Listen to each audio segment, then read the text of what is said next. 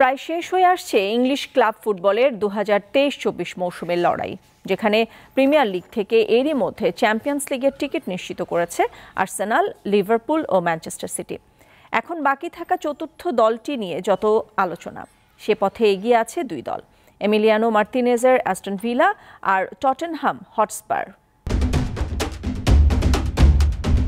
150 বছরের পুরনো ক্লাব, অথচ নেই চ্যাম্পিয়ন্স লিগে খেলার অভিজ্ঞতা।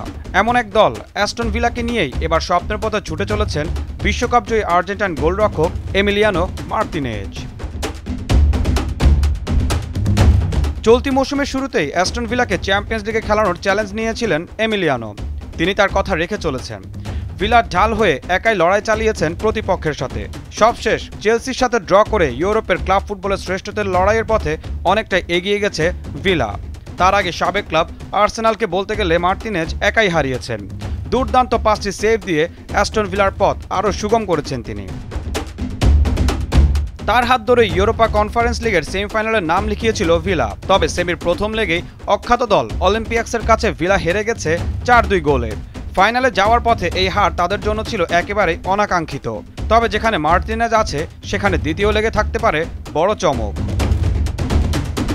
শেষ চারে নাম লেখানোর দৌড়ে আছে আরেক দাবিদার টটেনহাম। তবে লিগের সবশেষ 3 ম্যাচে চেলসি, নিউক্যাসল আর আর্সেনালের কাছে হেরে গেছে তারা। 34 ম্যাচে 60 পয়েন্ট নিয়ে পয়েন্ট টেবিলের 5 নম্বরে আছে লিলিওয়াইটসরা। আর পয়েন্টের এই হিসাবে চ্যাম্পিয়ন্স লিগে খেলার স্বপ্ন অনেকটাই ক্ষীণ হয়ে আছে হটস্পারদের।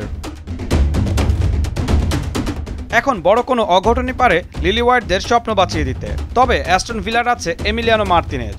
সে দলকে নিয়ে ভিন্ন চিন্তা করা বোকামি ছাড়া কিছুই হতে পারে না।